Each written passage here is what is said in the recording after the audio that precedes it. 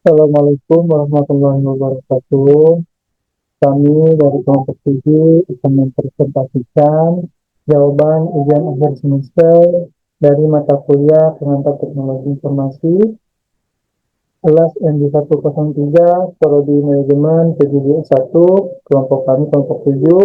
Perkenalkan nama kami, saya sendiri, yang pertama saya sendiri Muhammad Iksan, NIM 2402 0107 0509. Yang kedua ada Siti Fatimah, NIM 2402 0101 0153. Yang ketiga Melani Dewi Sapitri, NIM 2402 0101 0157. Yang keempat Muhammad Darmawan, NIM 2402 0101 0006. Yang kelima Arsusanto, NIM 2402 0101 0029, dengan dosen mata kuliah Bapak Novi Dianatasya, Eskom MMSI. Kami akan mempresentasikan dari tugas sebelum UAS, yaitu merangkum buku bab 8 sampai dengan bab 11. Baiklah, saya akan mempresentasikan bab 8, yaitu Artificial Intelligence atau AI. Apa itu AI? Definisi AI. AI adalah kecerdasan buatan meniru proses berpikir manusia untuk menyelesaikan masalah. AI dapat dikelompokkan ke dalam 4 pendekatan utama, yaitu thinking humanly, acting humanly, thinking rationally, dan acting rationally. Pada artificial intelligence mempunyai 4 teknik yang mempunyai karakteristik yang dapat dibuat sendiri maupun menggabungkannya. 4 teknik tersebut adalah searching, reasoning, planning, dan learning. Slide berikutnya, machine learning atau ML adalah salah satu cabang AI yang memungkinkan mesin belajar dari data tanpa pemrograman eksplisit. Tekniknya meliputi supervised learning dan unsupervised learning. Supervised atau yang disebut active learning yaitu kegiatan pembelajaran yang memerlukan target atau guru atau supervisi. Sedangkan unsupervised atau self-organized learning tidak memerlukan supervisi guna menguasai proses belajar. Kegunaan dari machine learning yaitu banyak menolong kegiatan manusia pada semua bidang, seperti pada saat sedang memakai fitur fast unlock agar bisa menggunakan perangkat smartphone, atau ketika sedang surfing di internet atau media sosial yang sering disuguhkan dengan menggunakan berbagai macam iklan, berita, atau promosi yang dimunculkan juga merupakan hasil pengolahan machine learning, serta dapat menghasilkan tawaran yang sama dengan keinginan pribadi pengguna. Machine learning berpedoman kerja yang berlainan sesuai dengan cara atau algoritma pembelajarannya. Metode dan prinsip kerja pembelajaran machine learning pada intinya sama seperti pengumpulan data, pengolahan, dan eksplorasi data, seleksi metode, pelatihan dari metode terpilih, serta evaluasi hasil. Berikutnya, jaringan saraf tiruan atau neural network adalah sistem yang meniru kerja otak manusia menggunakan model seperti perceptron, single layer network, multi-layer perceptron, dan recurrent neural network untuk mengenali pola dan belajar. Perceptron sering digunakan untuk segmentasi pola yang tertentu dan biasa disebut dengan linearly separable, yaitu pola yang terdapat di setiap sisi yang berlawanan dari suatu bidang. Sedangkan single layer network adalah jaringan yang paling simpel, memiliki layar input dan node yang terproyeksi pada output atau layar keluaran dari neuron atau computation nodes, namun tidak bisa dibalik. Selanjutnya, pengertian dari multi-layer perceptron adalah jenis kelompok kedua dari feed-forward neural network, jaringan yang punya satu atau lebih lapisan yang tidak kelihatan atau hidden layer pada computation nodes yang berhubung disebut hidden unit atau hidden neuron. Selanjutnya, recurrent neural network adalah jaringan yang hanya memiliki paling tidak satu feedback loop. Demikian penjelasan dari saya dari bab 8. Saya ucapkan terima kasih. Assalamualaikum warahmatullahi wabarakatuh. Ke bab 9, yakni ada data mining. Data mining sendiri atau kadang disebut dengan Knowledge Discovery in Database atau KDD merupakan aktivitas yang berkaitan dengan pengumpulan data, pemakaian data historis untuk menemukan pengetahuan, informasi, keteraturan, pola atau hubungan dalam data yang berukuran besar. Data mining salah satu bidang ilmu yang perkembangannya sangat pesat. Data mining bukanlah bidang ilmu yang berdiri sendiri, tetapi berkaitan dengan ilmu lain seperti database, statistik, pencarian informasi, dan artificial intelligence atau AI. Kemudian ada pengelompokan data mining berdasarkan fungsi dan tujuan. Yang pertama ada deskripsi atau description. Proses deskripsi ini bertujuan untuk menemukan identifikasi pola yang sering muncul dan mengubah pola tersebut menjadi aturan yang dapat dipergunakan untuk mempermudah suatu aktivitas. Yang kedua ada klasifikasi atau classification, pengelompokan berdasarkan hubungan antara variabel kriteria dengan variabel target. Yang ketiga ada prediksi, prediction. Secara umum prediksi hampir sama dengan klasifikasi. Salah satu fungsi data mining yang sering digunakan adalah untuk memprediksi. Nilai dari hasil prediksi akan digunakan di masa yang akan datang berdasarkan data-data sebelumnya. Keempat ada estimasi. Definisi dari estimasi adalah perkiraan atau prediksi, sehingga estimasi hampir sama dengan klasifikasi. Perbedaannya terletak pada bentuk pengelompokan, di mana estimasi pengelompokan ke arah numerik dan bukan ke arah kategori. Kemudian yang kelima ada clustering. Clustering sendiri merupakan pengelompokan data yang memiliki kemiripan nilai atau homogen. Bentuk data yang dapat dikelompokkan dalam pengklusteran adalah hasil pengamatan, rekor data, atau kelas-kelas dan objek-objek yang memiliki kemiripan. Yang keenam ada asosiasi. Asosiasi ini adalah kumpulan, himpunan, persatuan, atau persekutuan. Kemudian ada struktur dari database. Dari sudut pandang komersial, data mining dapat digunakan dalam menangani meledaknya volume data, bagaimana menyimpannya, mengekstraknya, serta memanfaatkannya. Kemudian ada DBMS atau Database Management System. Arsitektur sistem data mining memiliki komponen-komponen utama, yakni yang pertama ada basis data dan warehouse, yang kedua basis data dan warehouse server, yang ketiga basis pengetahuan komponen, yang keempat ada data mining engine, yang kelima modul evaluasi pola, dan yang keenam atau yang terakhir ada antarmuka pengguna grafis. Dan ada Knowledge Discovery in Database atau KDD. KDD adalah keseluruhan proses ekstraksi atau identifikasi pola, pengetahuan dan informasi potensial dari sekumpulan data besar. Pengetahuan dan informasi yang dihasilkan dari KDD bersifat sah, baru, mudah dimengerti, serta bermanfaat. Hampir setiap aktivitas kita pada saat ini menghasilkan data seperti berbelanja, bermedia sosial, servis kendaraan, melamar kerja, pengiriman dokumen, kegiatan akademik, perkuliahan, dan lain sebagainya. Kemudian ada tahapan proses dari KDD sendiri. Yang pertama ada data, kedua selection, ketiga pre-processing atau cleaning, yang keempat transformation, yang kelima data mining, yang keenam interpretation atau evaluation, dan yang terakhir ada knowledge. Kemudian ada algoritma classification. Classification atau klasifikasi data adalah suatu proses yang menemukan properti-properti yang sama pada sebuah himpunan objek di dalam sebuah basis data dan mengklasifikasinya ke dalam kelas-kelas yang berbeda menurut model klasifikasi yang ditetapkan. Ada algoritma ID3. Algoritma ID3 merupakan algoritma yang dipergunakan untuk membangun sebuah decision tree atau pohon keputusan. Decision tree menggunakan struktur hierarki untuk pembelajaran supervised. Proses dari decision tree dimulai dari root node hingga leaf node yang dilakukan secara rekursif.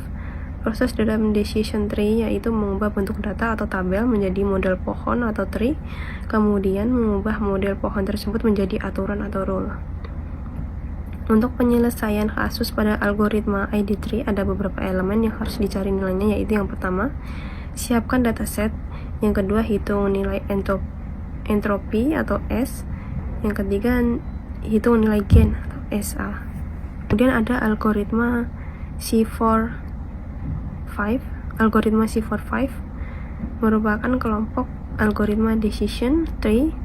Algoritma ini mempunyai input berupa training sample dan sampel sendiri. Training sample berupa data contoh yang akan digunakan untuk membangun sebuah tree yang telah diuji kebenarannya. Untuk penyelesaian kasus pada algoritma C45 ada beberapa elemen yang harus dicari nilainya, yaitu yang pertama siapkan dataset, yang kedua hitung nilai entropy, yang ketiga hitung nilai gain, yang keempat hitung nilai split info, yang kelima hitung nilai gain rotation, yang keenam membentuk node dan cabang dari nilai gain tertinggi, kemudian yang ketujuh ulangi langkah 2 sampai dengan langkah 5 hingga semua node terisi. Perkenalkan, nama saya Melia Dewi Sapitri dari kelas MJ 103. Saya akan menjelaskan tentang bisnis intelijensi. Bisnis intelijensi atau BI merupakan suatu pendekatan proses yang berbasis teknologi dengan tujuan sebagai perencanaan dan pengambil keputusan strategis. Bisnis intelligence atau dikenal pula dengan sebutan intelijen bisnis merupakan teknologi yang berkembang pesat pada dunia bisnis. Terdapat 5 tahapan kunci proses bisnis intelligence, yaitu yang pertama ada sumber data. Business Intelligence System merupakan sistem yang mampu mengambil data dari berbagai sumber yang mewakili setiap unit yang berbeda dalam bisnis, seperti dalam produksi maupun serta manajemen sumber daya manusia dan sumber daya keuangan. Data yang diperoleh dari proses ekstraksi ini harus diproses lebih lanjut untuk dianalisa. Yang kedua, ada analis data. Data yang sudah diperoleh pada tahap pengumpulan data yang telah melalui proses pembersihan atau cleansing, selanjutnya ditransformasi dan diintegrasikan pada tahapan analis. Data ini akan diubah dalam bentuk informasi atau pengetahuan melalui berbagai teknik analis data. Pada tahapan proses analis, yang umumnya dipakai adalah teknik permodelan data dan visualisasi data. Hasil dari analis data yang telah dilakukan kemudian akan membantu mengambil keputusan untuk memahami secara lebih dan mampu membuat keputusan yang lebih baik pula. Yang ketiga, ada kesadaran situasi. Kesadaran lingkungan atau situation aware atau SE merupakan pemahaman mendalam dari situasi saat ini berdasarkan pada analisis data. Pemahaman lingkungan merupakan kunci utama dalam pengambilan keputusan, karena kesalahan dalam memahami lingkungan akan berdampak pada kesalahan dalam pengambilan keputusan. Yang keempat yaitu asesmen resiko. Semakin besar bisnis, semakin kompleks bisnis tersebut. Dan semakin kompleks sebuah bisnis, akan semakin besar resiko yang mungkin terjadi dengan bisnis. Resiko tidak hanya datang dari luar perusahaan, tetapi juga dapat datang internal perusahaan itu sendiri. Untuk itulah proses asesmen resiko merupakan hal penting yang harus dilakukan perusahaan sekaligus merupakan bagian terpenting dari bisnis intelligence. Kesadaran lingkungan yang lebih baik akan membantu pengambil kebijakan guna memproyeksikan masa depan. Mengidentifikasi risiko, peluang yang memungkinkan pengambil kebijakan menanggapi secara baik sesuai dengan kondisi yang ada. Yang kelima, pendukung keputusan. Wujud penting dari bisnis intelligence adalah mendukung manajer atau pengambilan kebijakan guna membuat keputusan secara bijak dengan memanfaatkan data bisnis yang telah diolah dan dianalisa sedemikian rupa. Arsitektur sistem bisnis intelligence. Yang pertama, ada level sistem operasi. Level sistem operasi merupakan sumber data dari sebuah BIS, sistem operasional bisnis. Merupakan sistem pemrosesan transaksi online utama yang mendukung operasi bisnis harian. Jenis sistem pemrosesan transaksi online diantaranya yaitu sistem pemrosesan, sistem keuangan, dan sistem sumber daya manusia. Yang kedua ada level akuisisi data. Level akuisisi data merupakan level data pre-processing. Pada level ini terdiri dari 3 fase, yaitu ekstraksi, transformasi, dan loading. Data akan diekstrak dari sistem pemrosesan transaksi online, kemudian data yang telah diekstrak akan ditransformasi sesuai dengan seperangkat aturan transformasi. Data yang ditransformasi atau diubah kemudian menjadi bersih, terpadu, dan agent selanjutnya dimuat ke data warehouse.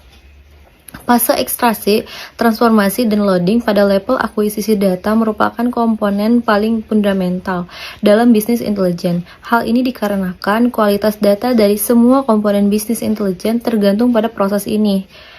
dalam desain dan pengambilan ekstraksi, transformasi dan loading, kualitas data dan kecepatan pemrosesan data, hal yang sangat penting dalam pengembangan. Yang ketiga, ada level penyimpanan data. Pada level penyimpanan data, data yang telah diproses pada level akuisisi data kemudian disimpan dalam data warehouse. Penyimpanan data menggunakan sistem manajemen basis data relasional. Yang keempat ada level analisis. Berdasarkan data warehouse, berbagai jenis aplikasi analis dikembangkan yang merupakan bagian dari level analis. Business intelligence mendukung dua jenis dasar fungsi analitik, yaitu pelaporan dan proses analitik online. Fungsi pelaporan memberikan manajer berbagai jenis laporan bisnis seperti laporan penjualan, laporan produk, dan laporan sumber daya manusia. Yang kelima, ada manajemen mendata. Metadata. Metadata merupakan data unik tentang data yang lainnya, seperti data sumber daya, data warehouse, ataupun bisnis. Otorisasi akses dan bagaimana data yang berbeda diekstrak dan ditransformasi. Peran metode penting dalam pengembangan bisnis intelligence yang akurat, konsisten, serta memudahkan dalam proses perbaikan sistem. Fungsi analitik pada bisnis intelijen. Yang pertama ada pelaporan produksi atau operasional untuk distribusi laporan massal. Yang kedua, alat query yang memberikan jawaban cepat untuk segala pernyataan terkait bisnis. Yang ketiga, alat online analysis processing atau OLAP untuk menjawab pertanyaan bisnis yang lebih mengarah pada pernyataan mengapa dibanding apa. Yang keempat ada dashboard sebagai visual user interface yang teraktif. Yang kelima ada Business Activity Reporting atau BAM, akan melaporkan data real time dan memproses aliran informasi. Yang keempat, pemodelan prediktif yang akan menjawab pertanyaan tentang apa yang mungkin terjadi di masa yang akan datang. Yang ketujuh, memungkinkan end user untuk melayani dirinya sendiri. Yang kedelapan, alat pencarian yang mendukung query dan analisis aplikasi Business Intelligence. Yang pertama ada SAS Business Intelligence. Menawarkan berbagai kemampuan SAS analisis termasuk statistik, analistik, prediktif, data dan text mining, peramal dan optimasi. Fungsi-fungsi ini terintegrasi dalam konteks bisnis dalam pengambilan keputusan yang lebih baik dan lebih cepat. Yang kedua ada IBM Cognos Business Intelligence. IBM Cognos Intelligence menawarkan berbagai kemampuan analitik business intelligence seperti berbagai macam laporan dengan berbagai tampilan, analitik, scorecarding, dan dashboard. Yang ketiga ada SAP Business Object Business Intelligence. Business Intelligence SAP Business Object merupakan tools yang menawarkan analisis, pelaporan, serta visualisasi data secara efektif dan komprehensif bagi para penggunanya. Internet of Things. Internet of Things merupakan sesuatu yang banyak dimanfaatkan pada proses bisnis intelligence guna pengambilan keputusan yang lebih strategis dan merancang perencanaan yang lebih efektif. IoT merupakan revolusi di bidang bisnis. Perangkat IoT pada perusahaan sangat besar perannya dalam membantu kesuksesan perusahaan dalam mencapai tujuan bisnisnya. Pada kesempatan kali ini saya ingin mempresentasikan mengenai data science. Yang kita ketahui, data science itu merupakan penggunaan data yang digunakan untuk membuat keputusan yang mendorong satu tindakan, di mana kita menggunakan data, kita analisis, kemudian kita lanjutin tindakan apa yang harus kita lakukan ke depannya. Dalam hal ini, dalam menganalisis prediksi, yaitu digunakan data masa lalu untuk memprediksi nilai di masa depan. Dalam hal ini, dalam data science diperlukan data scientist yang merupakan orang yang dapat menulis kode atau program untuk memproses data secara efisien dan cepat dan memahami statistik yang cukup untuk mendapatkan wawasan dari data sehingga dapat membuat keputusan. Dalam hal ini, data scientist harus bisa menemukan dan memperoleh data, yang pertama. Yang kedua, membersihkan dan mengubah data. Yang ketiga, memahami dalam hubungan dalam data. Yang keempat, yaitu memberikan nilai dalam data. Tahapan aktivitas dalam data scientist yang pertama yaitu mendefinisi masalah. di mana kita harus berusaha menemukan kebutuhan yang hendak dicari dalam solusi berdasarkan data yang tersedia. Dan kemudian yang kedua yaitu mengumpulkan data, di mana kita harus mendefinisikan data yang dibutuhkan. Yang keempat, eksplorasi, dan yang ketiga, penyimpanan data, di mana kita harus mengumpulkan data, kemudian dipelajari dengan cermat dan tepat, kemudian kita harus menyimpan data tersebut. Yang keempat, menganalisis data, di mana kita harus menguasai pengukuran secara tepat dan mengevaluasi hasil dari data yang tersebut. Kemudian storytelling, yaitu tahap penyampaian atau pemaparan dari hasil data sesuai dengan sistematik, akurat, dan menarik. Klasifikasi tugas dari data science yaitu yang pertama, kita klasifikasi data di mana kita memvariabelkan input dan output yang diberikan. Yang kedua, deep learning, yaitu penerapan artificial neuron network yang lebih rumit. Yang ketiga, clustering, yaitu pengelompokan data berdasarkan dataset. Yang keempat, recommendation engine, yaitu mesin atau engine yang digunakan untuk memajukan dalam merekomendasikan bagi pengguna. Yang kelima, anomali or outline detector, yaitu dimana kemampuan mengidentifikasi data dari luar dataset yang dimiliki yang bersifat berbeda. Yang keenam, time series forecasting, di mana proses prediksi berdasarkan histori masa lalu yang menghasilkan pola. Kemudian yang ketujuh, text analysis, di mana mengubah dataset yang tidak terstruktur menjadi informasi yang bernilai. Kemudian yang terakhir yaitu feature selection, kita harus menyeleksi atribut pada sebuah dataset. Kemudian kemampuan dasar data scientist yaitu yang pertama, pengetahuan tentang machine learning dan deep learning. Yang kedua, pengetahuan kuat mengenai pemrograman seperti Python untuk menyortir dan menganalisis dalam pengelolaan data dalam jumlah besar.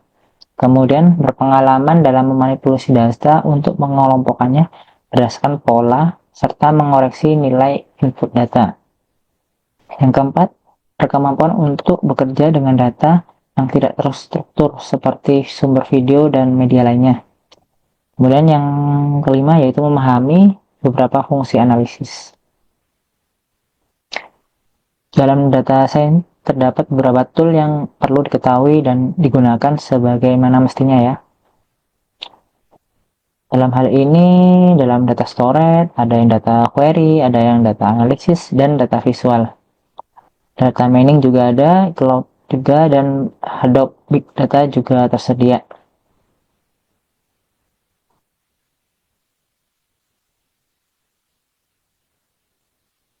Penggunaan